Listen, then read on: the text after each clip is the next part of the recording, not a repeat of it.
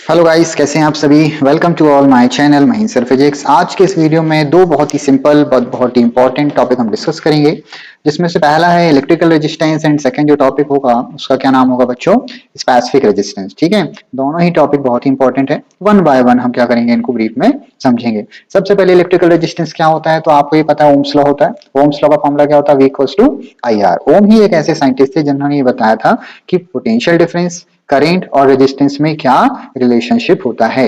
और यदि आप लोगों ने देखा हो तो बहुत ही सिंपल है, V इक्वल्स टू क्या होता है, I इंटू आर होता है। ठीक है, ये हमको ओम्स ने बताया था। उसके बाद यहाँ पे जो आर जो आपको दिख रहा है, इसको हम क्या कहते हैं, इलेक्ट्रिकल रेजिस्टेंस कहते हैं। इसको समझिए थोड़ा सा। इलेक्ट्रिकल रेजिस्टेंस क्या है, तो आपने देखा कि करंट कहाँ फ्लो होता है, एक कंडक्टर में। जब करंट किसी कंडक्टर में फ्लो होता है तो उस करंट को रोकने वाला एक व्यक्ति बैठा हुआ है उस कंडक्टर में। अब वो कहाँ से आया, बाहर से आया क्या, जी नहीं। कंडक्टर का सेल्फ क्या होता है, अपोजिशन प्रॉपर्टी होती है, उसी को हम क्या कहते हैं, रेजिस्टेंस कहते हैं। ठीक है, तो ये जो रेजिस्टेंस होता है ये क्या होता है, सेल्फ निकल के आता है। हर कंडक्टर का रेजिस्टेंस क्या हो सकता है, डिफर हो सकता है सब। मतलब जैसे कॉपर हो गया, एल्यूमिनियम हो गया, है ना, नाइक्रोम हो गया, अलग अलग टाइप के आपके पास कंडक्टर, सबकी रजिस्टिविटी ये सबका करंट को अपोज करने की प्रॉपर्टी क्या है, डिफर करती हैं। ठीक है, तो इलेक्ट्रिकल रेजिस्टेंस सिंपली क्लासिफाई या मैंने डिफाइन कर दिया कि it is opposition offered by the conductor. ठीक है, इसकी यूनिट की हम बात करें तो बच्चों इसकी यूनिट क्या होती है, ओम होती है ना। ये थोड़ा सा एक पैरा है, इसको पढ़ सकते हो तो पढ़ लें, बहुत ही सिंपल वे में लिखा हुआ है। Electrical resistance is the measure of opposition to current flow in an electrical circuit. Resistance is measured in ohm. Symbolically Greek letter omega से इसको डिनोट किया जाता है। किसने बताया भैया, जॉर्ज साइमन ओम ने बताया था। ठीक है, जर्मन के साइंटिस्ट थे, बहुत ही अच्छे आदमी थे। अब हमको करना क्या है, हमको ये करना है कि भाई रिलेशन क्या होता है, तो आपको पता है V इक्वल्स टू, बताइए क्या होता है, I इंटू आर होता है। ये होता है ओम्स लॉ। ठीक है, अब ओम्स लॉ तो ये होता है। एक चीज मैं और आपको बताता हूं कि ये तो एक प्रॉपर्टी है, साथ ही साथ आप क्या कर सकते हैं, साथ ही साथ एक और इसका फॉर्मूला बना सकते हैं, that means V equals to I R. आपने देखा। अब यहां से हम R की वैल्यू बताइए बच्चों क्या निकाल लें, तो यहां से R की वैल्यू हमको मिलेगी V बाय आई। ठीक है, क्लियर है यहां तक की बात। तो इस तरीके से भी हम रेजिस्टेंस को क्या कर सकते हैं, बता सकते हैं कि रेजिस्टेंस क्या होता है। ठीक, तो आप सिंपल सा इसको डिफाइन कर दें तो क्या बनेगा बताइए जल्दी से। ये बनेगा आपका, it is a ratio of potential difference. क्या बनेगा, it is a ratio of potential difference to the current. ठीक, ये हमने इसकी क्या बना दी, एक फॉर्मूला और बना लिया। अब हम बात करेंगे तो किसकी बात करेंगे, अब हम बात करेंगे किसकी, यूनिट की। तो यूनिट बताइए, अभी मैंने आपको बताया इसकी यूनिट क्या होती है, ओम। अच्छा, यदि आपको सर्किट सिंबल नहीं बनता तो सर्किट सिंबल भी समझ लीजिए। ये इसका क्या होता है बच्चों, सर्किट सिंबल होता है किसका, रेजिस्टेंस का। किसी भी सर्किट में यदि ऐसा कुछ दिखे, इसका मतलब वो क्या है, रेजिस्टेंस ही है। ठीक है, डायमेंशन फॉर्मूला बनाते हैं। डायमेंशन फॉर्मूला बहुत ही ईजी है। फर्स्ट ऑफ ऑल आपको क्या करना पड़ेगा, आर इक्वल्स टू, हमने क्या लिखा, V अपॉन आई लिखा। अब यहां से यदि आपको V और I पता है, क्या पता है, V और I का फॉर्मूला पता है, तो आप you can easily find the value of dimension formula. अब देखो V कैसे निकलेगा, तो भाई V निकालने के लिए अब एक काम करो, आपको ये पता है W बाय क्या होता है, Q होता है क्या, है ना, और करंट ये कर दिया हमने। अब हम क्या करेंगे, देखो अब हमको W का डायमेंशन फॉर्मूला चाहिए और किसका चाहिए, Q का चाहिए। तो बहुत ही सिंपल है यार, देखो कैसे बनेगा। वर्क का डायमेंशन फॉर्मूला होता है ML square T to the power -2। ठीक है, ये किसका होता है, वर्क का डायमेंशन फॉर्मूला होता है। उसके बाद चार्ज का डायमेंशन फॉर्मूला क्या होता है, ए इंटू टी होता है। और होल डिवाइडेड बाय यदि कर दो तो करंट को हम क्या लिख सकते हैं, ए लिख सकते हैं। ठीक है, ये वाला ए जाएगा किसके पास, इस वाले ए के पास। तो फाइनली क्या मिलेगा, फाइनली मिलेगा ML square T to the power -2। अच्छा, यहाँ पे क्या होगा, ध्यान से देखिए, यहाँ पर होगा आपका ए का स्क्वायर। ठीक है, और टी, अब ये भी ऊपर गया तो क्या बनेगा, ये बनेगा ML, यहाँ दिखेगा नहीं बच्चों आपको, यहाँ लिख देता हूं मैं, क्या बनेगा, ML square T to the power -2, T to the power -1 नीचे वाला ऊपर गया और ए भी कहाँ गया, ऊपर गया। तो कुछ इस तरीके का। अब यहाँ पे -2 -1 क्या हो जाएगा, -3 होगा। तो आपको फाइनली क्या मिलेगा, ML square T to the power -3 और a⁻²। इस तरीके से आपको क्या मिल जाएगा, इसका डायमेंशन फॉर्मूला मिल जाएगा। ठीक है, अब हम बात करते हैं कि किन किन फैक्टर्स पे ये क्या करता है बच्चों, डिपेंड करता है। कौन, आपको जो इलेक्ट्रिकल रेजिस्टेंस है किन किन फैक्टर्स पे डिपेंड करता है। तो फर्स्ट ऑफ ऑल आपको एक फॉर्मूला याद होना चाहिए कि रेजिस्टेंस का जो फॉर्मूला होता है वो क्या होता है, रेजिस्टेंस का जो फॉर्मूला बनता है वो बनता है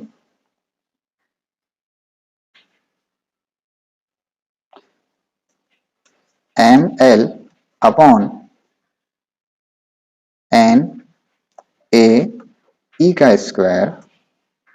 टाउ। ठीक है, ये जो फॉर्मूला आप देख रहे हो ये किस चीज का फॉर्मूला है, ये रेजिस्टेंस का फॉर्मूला है। अब यहाँ पर आप देखो इसी के बेसिस पर मैंने नीचे लिखा हुआ है कि सबसे पहले देखो ये जो रेजिस्टेंस होता है वो किस पे डिपेंड करता है, क्रॉस सेक्शनल एरिया पर। किस पर, क्रॉस सेक्शनल एरिया पर डिपेंड करता है। कैसे डिपेंड करता है, जो आर होता है वो इनवर्सली प्रोपोर्शनल होता है किसके, ए के। ठीक है, इसका मतलब ये हुआ कि आपके पास मान लो एक थिक वायर है। कैसा वायर है, थिक वायर है, तो थिक वायर का रेजिस्टेंस क्या होगा, ठीक है, मतलब ए की वैल्यू ज्यादा है तो आर की वैल्यू क्या होगी, कम होगी। तो आर की वैल्यू क्या होगी, कम। मान लो यदि आपके पास एक थिन वायर है तो थिन वायर में क्या होगा, आर की वैल्यू क्या होगी, ज्यादा होगी। ठीक है, यहाँ तक की बात क्लियर है। दूसरा होता है लेंथ ऑफ द कंडक्टर। तो लेंथ ऑफ द कंडक्टर के जो रेजिस्टेंस है ये डायरेक्टली प्रोपोर्शनल होता है, मतलब जितनी ज्यादा लेंथ होगी उतनी ज्यादा क्या होगा, रेजिस्टेंस होगा। उसके बाद the material of the conductor, इसका मतलब ये होता है आर जो होता है इनवर्सली प्रोपोर्शनल होता है किसके, 1/n के। अब डिफरेंट डिफरेंट कंडक्टर्स होते हैं जिसमें नंबर ऑफ इलेक्ट्रॉन्स क्या होते हैं, अलग अलग हो सकते हैं। ठीक है, जैसे कोई बहुत ही अच्छा कंडक्टर तो एन की वैल्यू क्या होगी, बहुत ही ज्यादा होगी, तो आर ऑब्वियस है क्या होगा, कम होगा। उसके बाद आता है the temperature of the conducting material. ये सबसे इंपॉर्टेंट प्रॉपर्टी है बच्चों। यहाँ पर आपको याद रखना है कि जो रेजिस्टेंस है वो इनवर्सली प्रोपोर्शनल है किसके, 1/टाउ। अब ये जो टाउ है इसको हम बोलते हैं रिलैक्सेशन टाइम। क्या बोलते हैं, रिलैक्सेशन टाइम। अब एक बात समझ लीजिएगा, यदि हम टेम्परेचर क्या करते हैं, राइज करते हैं, ठीक है, तो क्या होता है, वीडी बढ़ता है। वीडी मतलब ड्रिफ्ट वेलोसिटी क्या होती है, बढ़ती है।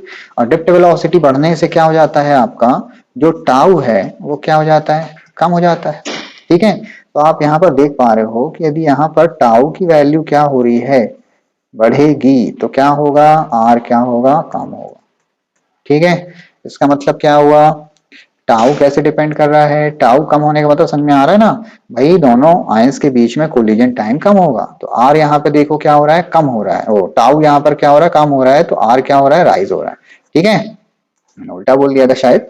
तो रिलैक्सेशन टाइम कम होगा तो रेजिस्टेंस बढ़ेगा। जिससे सिंपल सा फैक्ट निकाल सकते हो कि टेम्परेचर यदि आप बढ़ाओगे तो रेजिस्टेंस ऑफ द कंडक्टर भी क्या होगा, बढ़ेगा। ठीक है, यहाँ तक की बात बहुत ही सिंपल है। उम्मीद करते हैं यार समझ में आ रहा होगा। अब हम बात करेंगे किसकी, इलेक्ट्रिकल कंडक्टेंस की। ठीक है, इसका पीडीएफ मैं आपको दे दूंगा तो आप बढ़िया अच्छी तरीके से नोट कर लेना। उसके बाद हम बात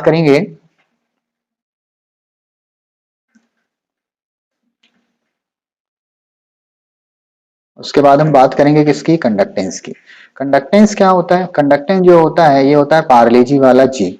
पार्लेजी वाले जी का मतलब क्या होता है कि it is denoted by capital G. और ये जो होता है वो होता है रेसिप्रोकल ऑफ इलेक्ट्रिकल रेजिस्टेंस। ठीक है, इलेक्ट्रिकल रेजिस्टेंस के रेसिप्रोकल को ही हम क्या कहते हैं, इलेक्ट्रिकल कंडक्टेंस कहते हैं। इसकी यूनिट बनाएंगे तो भाई क्या बनेगी इसकी यूनिट, इसकी यूनिट बनेगी, इसकी यूनिट बनेगी ओम इनवर्स। क्या बनेगी, ओम इनवर्स। अब इसकी यूनिट क्या बनेगी भाई, इसकी यूनिट जो रेजिस्टेंस की यूनिट थी उसी का जस्ट क्या बन जाएगा, अपोजिट बन जाएगा। तो आप लोग इतना कर लीजिएगा, नहीं तो मैं आपको बना के दिखा भी सकता हूँ। ठीक है, उसके बाद हम बात करेंगे किसकी, इलेक्ट्रिकल रेजिस्टिविटी। बहुत ही सिंपल है, इलेक्ट्रिकल रेजिस्टिविटी एक फंडामेंटल प्रॉपर्टी है किसकी, कंडक्टर की होगी, मटेरियल की होगी। ये क्या बोलता है, that measures its electrical resistance और how strongly it resist electric current. कोई भी एक मटेरियल है उसकी एक स्पेसिफिक प्रॉपर्टी होती है कि वो ये करता है कि उससे करंट फ्लो होगा या नहीं होगा। ये कौन बताएगा, वो मटेरियल बताएगा। और मटेरियल की इस प्रॉपर्टी को हम क्या कहेंगे, इलेक्ट्रिकल रेजिस्टिविटी कहेंगे। अब जैसे मैंने बोला लो रेजिस्टिविटी है तो इसका मतलब क्या हुआ कि ये क्या इंडिकेट करेगा कि ये लो रेजिस्टिविटी का मतलब ये होता है कि इलेक्ट्रिक करंट को अलाउ करेगा। और यदि रेजिस्टिविटी हाई होगी तो क्या होगा, जनरल सी बात है, उसको अलाउ नहीं करेगा। ठीक है, उसके बाद electrical resistance of a capacitor conductor किस पे डिपेंड करता है, तो सबसे पहले किस पे डिपेंड करता है बेटा, लेंथ पर डिपेंड करता है। ठीक है, तो लेंथ पर कैसे डिपेंड करेगा, देखो लेंथ के जो आर है वो डायरेक्टली प्रोपोर्शनल होता है, अपन ने ऊपर भी पढ़ा है, ठीक है। दूसरे नंबर पे ये जो आपका एरिया है, इस एरिया के क्या होता है, इनवर्सली होता है। क्या होता है, इनवर्सली होता है। तो आर डायरेक्टली प्रोपोर्शनल एल हो गया और आर इनवर्सली प्रोपोर्शनल ए हो गया। यदि इसको अपन इक्वेशन 1 बोल दें, इसको इक्वेशन नंबर 2 बोल दें, तो हम इक्वेशन 1 और इक्वेशन 2 से क्या कर सकते हैं बताइए जल्दी से। यहाँ पे लिख देते हैं बाय इक्वेशन 1 एंड 2। क्या मिलेगा आपको बताओ जल्दी से। ये मिलेगा R directly proportional L upon A, ठीक है। इतनी चीज मिलेगी। अब इतनी चीज मिलने के बाद प्रोपोर्शनल का साइन हमें क्या करना है, रिमूव करना है। तो देखो प्रोपोर्शनल का साइन जब हम रिमूव करेंगे तो यहाँ पे एक कांस्टेंट लगेगा जिसको हम बोलते हैं रो, ठीक है। और रो ये क्या हो जाएगा, एल बाय ए, ठीक है। अब ये जो रो आप देख रहे हो, इस रो को हम क्या बोलते हैं, ये क्या है, ये है कांस्टेंट। और कौन सा कांस्टेंट है भाई ये, जल्दी से बताइए इसको, कौन सा कांस्टेंट है ये, स्पेसिफिक रेजिस्टेंस है, ठीक है। यहाँ पे समझिए थोड़ा ध्यान से, ये जो रो है, इस रो को हम बोलते हैं, जो रो है वो है एक कांस्टेंट। और इस कांस्टेंट को हम क्या बोलते हैं, इस कांस्टेंट को हम बोलते हैं स्पेसिफिक रेजिस्टेंस, ठीक है। स्पेसिफिक रेजिस्टेंस, या एक चीज और बोल सकते हो, इसको हम बोल सकते हैं रेजिस्टिविटी। क्या बोल सकते हैं, रेजिस्टिविटी। क्लियर है, इसको हम बोल सकते हैं रेजिस्टिविटी। अब इसका फॉर्मूला निकाल लो तो भाई क्या फॉर्मूला बनेगा, इसका फॉर्मूला बनेगा रो इक्वल्स टू आर ए, अच्छा ये वाला आर ए के पास पहुंच जाएगा क्या, आर ए अपॉन एल, ठीक है। क्लियर है, इसकी यूनिट बनाओ जल्दी से। क्या बनेगी इसकी यूनिट, इसकी यूनिट बनेगी ohm metre square divided by metre. Metre से मीटर क्या हुआ, कैंसिल आउट हुआ, तो बचा क्या, यहाँ पर आपका बचा केवल ओम, और क्या बचा, मीटर बचा। इस तरीके से हम इसकी क्या बना सकते हैं, यूनिट बना सकते हैं, ठीक है। डायमेंशन फॉर्मूला भी बनाना बहुत ही आसान है। सबसे पहले आप क्या करोगे, यूनिट क्या बनी इसकी, ओम, मीटर बनी। डायमेंशन फॉर्मूला कैसे बनेगा, सबसे पहले हमको क्या पता होना चाहिए, इसका formula R A by L, ठीक है। अब आप कुछ मत करो, आर का फॉर्मूला, डायमेंशन फॉर्मूला आपको पता है, ए का क्या होता है, एल का स्क्वायर होता है, एल की जगह एल रखना, जो कैंसिल हो रहा होगा उसको काट देना, आपका क्या मिल जाएगा, डायमेंशन फॉर्मूला बन जाएगा, ठीक है। अब ये किस पे डिपेंड करता है भाई, ये भी उसी पे डिपेंड करता है। सबसे इंपॉर्टेंट जो हमेशा पूछा जाता है, resistivity depends on the following. तो आपको 4 ऑप्शन गिवन रहेंगे, उन चारों ऑप्शन में से याद रखना जिसमें लिखा हो नेचर ऑफ दी मटेरियल, किस पे डिपेंड करता है, नेचर ऑफ दी मटेरियल पे क्या करता है, डिपेंड करता है, ठीक है।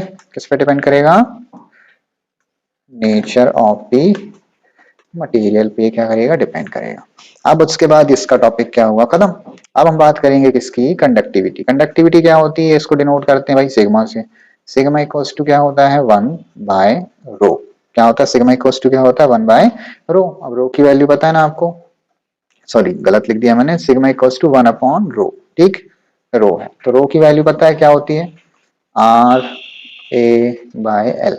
अब ये क्या होगा, एल कहाँ जाएगा, ऊपर, एल बाय क्या होगा, आर ए। यूनिट बनाओ जल्दी से इसकी, इसकी यूनिट बनेगी आपकी ओम मीटर। तो आप लिखेंगे, बस करना कुछ नहीं, यहाँ इनवर्स लगाना और यहाँ इनवर्स लगा देना, बस ये किसकी यूनिट बन गई, इलेक्ट्रिकल कंडक्टिविटी की, ठीक है।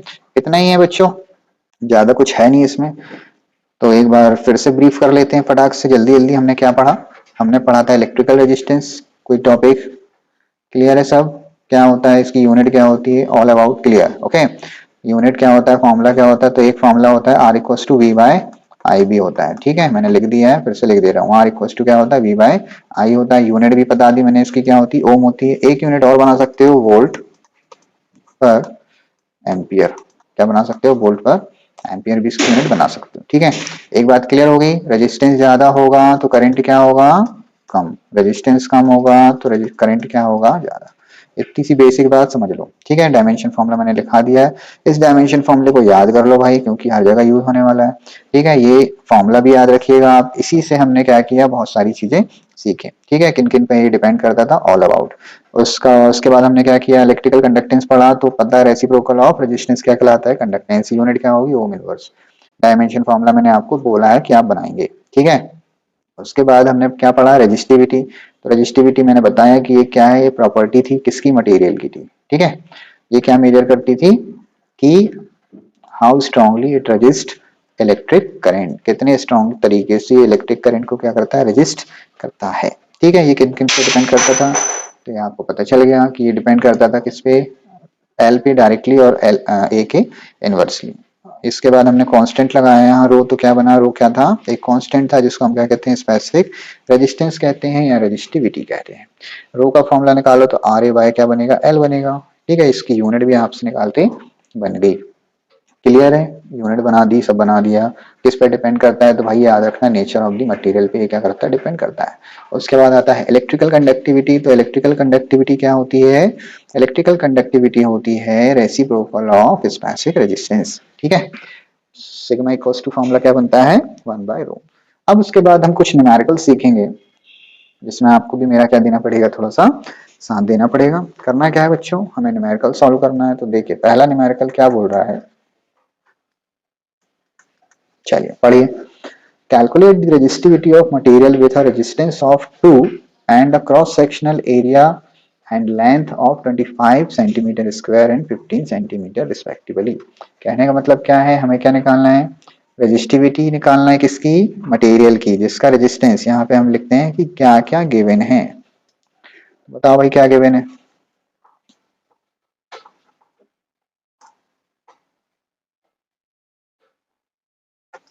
क्या गिवन है। सबसे पहले रेजिस्टेंस गिवन है, क्या कितना है, 2 ओम। उसके बाद लेंथ गिवन है, कितनी है, 15 सेंटीमीटर। उसके बाद एरिया गिवन है, एरिया कितना है, 25 सेंटीमीटर स्क्वायर, ठीक है। करना क्या है, हमें ये करना है कि रेजिस्टिविटी फाइंड आउट करनी है, ठीक। तो रेजिस्टिविटी कैसे फाइंड आउट होगी, बहुत ही सिंपल है। फॉर्मूला क्या होता है, rho is equal to R A upon L, ठीक है। कुछ नहीं करो, वैल्यू पुट अप करना है। आर की जगह बताओ क्या रखोगे, 2 रखोगे। ए की जगह क्या रखना है, 15 सेंटी, सॉरी 25 है ना, 25 सेंटीमीटर। लेकिन यहाँ पे सेंटीमीटर स्क्वायर है बच्चों, यहाँ पे एक तो छोटा सा कॉन्सेप्ट सीख लो। यदि हमें सेंटीमीटर को मीटर में बदलना है तो क्या करना पड़ेगा, हमें 10⁻⁻² से मल्टीप्लाई करना पड़ेगा। लेकिन यहाँ पे क्या है, स्क्वायर, इसलिए इसका भी क्या होगा, स्क्वायर होगा। तो स्क्वायर होगा तो कितना आ जाएगा, अच्छा ये 2 है तो ये हो जाएगा 10⁻⁻⁴। तो जब भी आपको गिवन हो कि सेंटीमीटर स्क्वायर से किस में बदलना है, मीटर स्क्वायर में बदलना है, तो आप जस्ट क्या करें, 25 में कितने का मल्टीप्लाई कर दें, 10⁻⁻⁴ का। तो ये किस में बदल जाएगा, ये आपका बदल जाएगा मीटर स्क्वायर में, ठीक है। क्लियर है यहाँ तक की बात। यहाँ पे कितना था, 25। अब क्या करना है, एल से इसको हमें डिवाइड करना है। एल कितना है, 15 है क्या, चलो ये किससे डिवाइड हो जाएगा, 5 से चला जाएगा, 5 3 जा 15 और 5 5 जा 25। अब बताइए क्या आ रहा है जल्दी से, ये आ रहा है 5 2 जा 10 डिवाइडेड बाय 3 इंटू 10⁻⁻⁴, ठीक। अब इसका इसमें डिवाइड करो तो कितना, 3 पॉइंट कितना आएगा, 33 आएगा समथिंग, 3.33 इंटू 10⁻⁻⁴। ये यूनिट क्या होगी भाई, तो इसकी यूनिट होगी ओम मीटर। क्यों होगी, क्योंकि हम क्या निकाल रहे हैं, हम निकाल रहे हैं रेजिस्टिविटी, ठीक है। कितना कॉन्सेप्ट क्लियर है यहाँ तक का, समझ में आ रहा है। तो आगे बढ़ते हैं, ये आ गया इसका आंसर, ठीक है। जल्दी से देख लें, बहुत ही सिंपल था, सरल था। अब हम बात करेंगे नेक्स्ट क्वेश्चन की। नेक्स्ट क्वेश्चन क्या बोल रहा है, ये भी सिंपल क्वेश्चन है। ये बोल रहा है calculate the resistivity of a material with a resistance of 3 and a cross sectional area and length of इतना इतना। ये होमवर्क है भाई, आप घर से कर लेना इसको, सरल है, ठीक है। जो अभी मैंने न्यूमेरिकल आपको सिखाया है, क्वेश्चन बोल रहा है, चलो ये भी अच्छा क्वेश्चन है। दो स्क्वायर मेटल प्लेट्स हैं A and B, are of same thickness and material. The side of B is twice that of A. These are connected in series. ये कुछ इस तरीके का क्वेश्चन है, जैसे मान लो ये क्या है A, ठीक है, स्क्वायर प्लेट है, और ये भी क्या है, ये बड़ी स्क्वायर प्लेट। क्यों, क्योंकि ये बोला है कि B का जो एरिया है वो A से क्या है, ज़्यादा है, और ये दोनों किस में कनेक्टेड हैं, सीरीज में ऐसे कनेक्टेड है, ठीक है। अब करना क्या है, these are connected in series, find the ratio of R A and R B. अब इसका रेशियो बताओ तो इसका इसका रेजिस्टेंस आएगा आर ए, इसका रेजिस्टेंस आएगा आर बी। कैसे करोगे भाई, बहुत ही सिंपल है। सबसे पहले देखो आर ए निकाल लो, आर ए कितना आएगा, रो, हमने बोला इसकी लेंथ कितनी है, एल ए है, ठीक है, और एरिया कितना है, ए, ठीक, एरिया कितना है, या इसको आप एक काम करो, एल ए की जगह इसको एल वन लिख दो तो ज्यादा अच्छा है।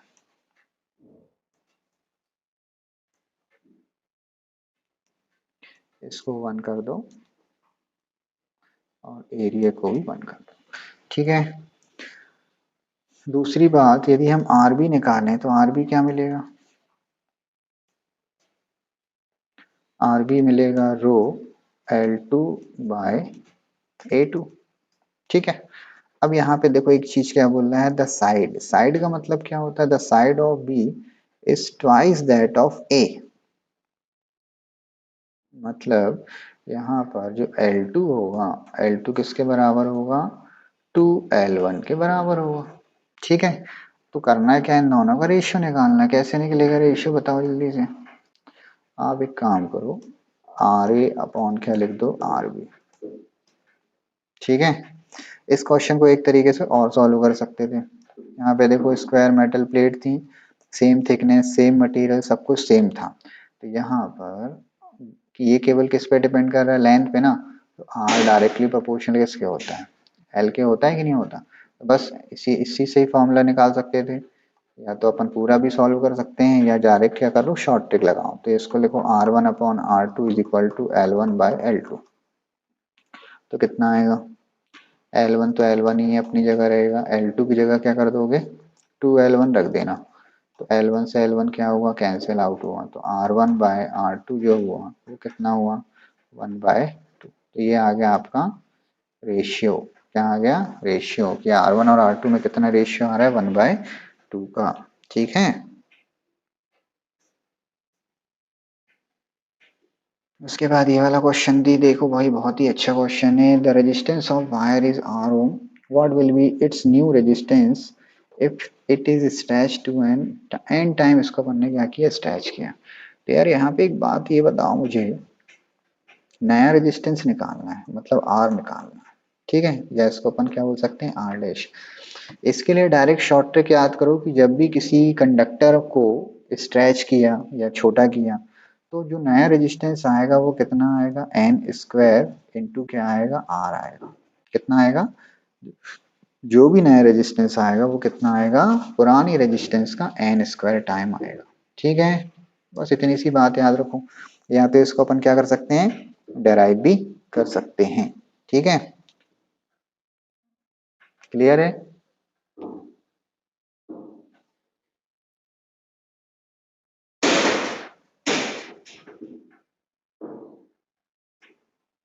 चलिए नेक्स्ट क्वेश्चन बोला, a thick wire of resistance 10 ohm is stretched to form a thin wire such that its length become 3 times। अब देखिए इसकी लेंथ कितनी हो गई, 3 टाइम। तो एक तो शॉर्ट ट्रिक वाली मेथड है।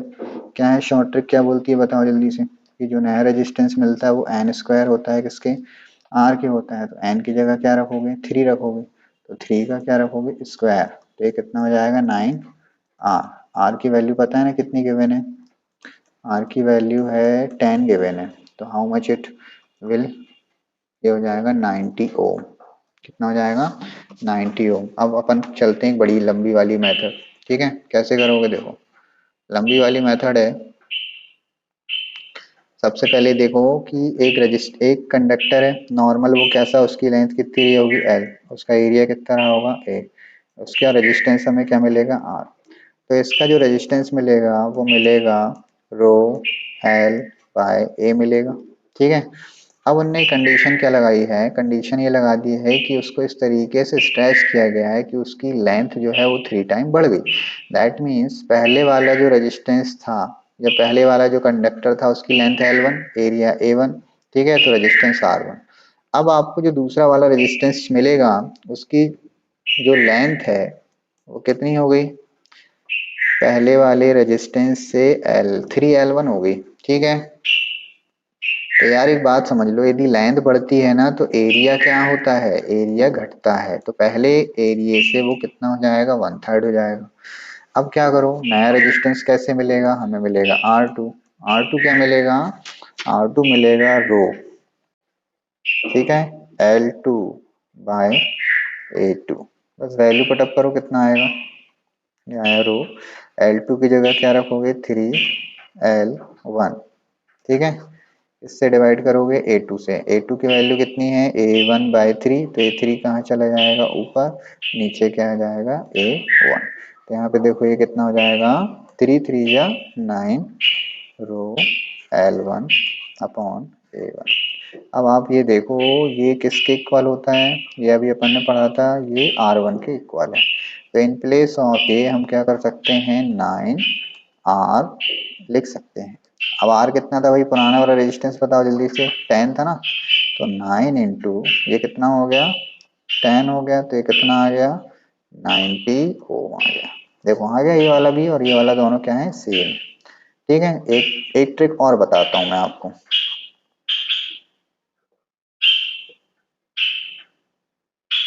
अब मान लीजिए ना, आपको डायरेक्ट करना है तो आप एक ट्रिक लगाइए कि जब भी दो रेजिस्टेंस का क्या रहे, R1 अपॉन R2, ठीक है, R1 तो पुराना होगा, R2 नया वाला होगा, ठीक है। तो यदि लेंथ और एरिया में रिलेशन है तो L1 upon L2 is into A2 का स्क्वायर बाय A1 का स्क्वायर। आप ये वाला फॉर्मूला भी लगा सकते हैं, आपका क्या जाएगा, आंसर आएगा। ठीक है, तो 3 ट्रिक बताई मैंने, एक ये वाली बता दी, उसके बाद ये लंबी वाली मेथड बता दी, और एक ये बता दी। ठीक है, क्लियर नहीं दिख रहा हो तो फिर से लिख देता हूँ मैं, बहुत ही सिंपल है। R1/R2 जो होगा वो किसके बराबर होगा, L1 upon L2 into A2 का स्क्वायर अपॉन A1 का स्क्वायर। ठीक है, आपको L1 L2 पता है, A2 A1 पता है, आप वैल्यू पुटअप कीजिए, आपको दोनों में क्या मिल जाएगा, रेजिस्टेंस मिल जाएगा। ठीक है, क्लियर है यहाँ तक की बात।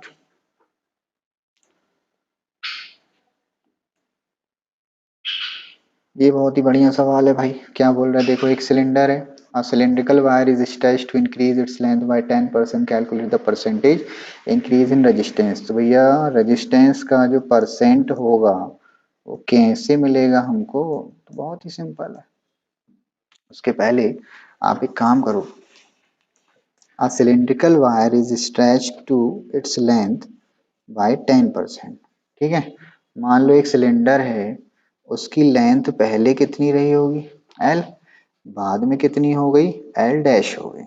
ठीक है, तो ये बोल रहा है कि जो L डैश हमको मिल रहा है वो L प्लस 10% बढ़ के मिल रहा है ना, ऐसे ही कुछ 10% बढ़ के मिल रहा है, इसका मतलब ये हुआ ऐसा। तो ये ऐसा आएगा क्या, L प्लस, अब आपको क्या करना है यहाँ पर, 10/100 करना है। कितना आएगा बताइए जल्दी से, 0.1 आएगा, ये जाएगा 0.1L। अब इसको ऐड करो तो भाई क्या मिलेगा आपको, नहीं बनता है, L कॉमन ले लेना, अंदर आएगा 1 प्लस 0.1। ठीक है, तो ये आ जाएगा आपका 11.1L। ठीक है, तो जो नई लेंथ जो मिली वो कितनी मिल गई, 11.1L मिल गई। अब हमें करना क्या था, हमें करना है कितना परसेंट इंक्रीज हुआ। तो आपको ये पता है कि रेजिस्टेंस लेंथ पे कैसा डायरेक्टली प्रोपोर्शनल होता है क्या, ऐसे होता है ना। चेंज कैसे निकालोगे, चेंज कैसे निकलेगा जल्दी से बताइए, L dash minus L upon L dash into 100। इस वाले फॉर्मूले में आप वैल्यू पुटअप करेंगे, आपको क्या मिल जाएगा, चेंज इन रेजिस्टेंस मिलेगा। क्या मिलेगा देखो, L डैश कितना मिल रहा है, 11.1L। ठीक है, L कितना है, L ही है, डिवाइडेड बाय क्या है, L डैश, L डैश कितना आ रहा है, 11.1L। ठीक है, कैसे सॉल्व करोगे इसको जल्दी से बताओ।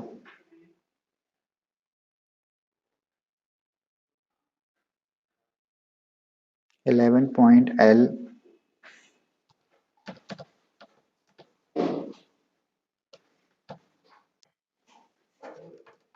10.1, यहाँ आ जाएगा कितना 10.1L क्या हो गया अपॉन 11.1 एल से एल क्या हुआ, कैंसिल हुआ। आपको करना क्या है 10.1 डिवाइड किससे करना है 11.1 से और मल्टीप्लाई विथ किससे कर देना 100 से, तो कितना आएगा 0.90। ठीक है, ये आपका आ गया परसेंटेज कितना चेंज हुआ, तो इतना हुआ। ठीक है बेटा, इस तरीके से हमने क्या किया आज, इस तरीके से हमने आज सीखा कि रेजिस्टेंस क्या होता है, स्पेसिफिक रेजिस्टेंस क्या होता है और उसके कुछ न्यूमेरिकल्स किए। इसका पीडीएफ फॉर्मेट भी आपको मिल जाएगा। ठीक है, आज के लिए इतना ही काफ़ी है। जय हिंद, जय भारत।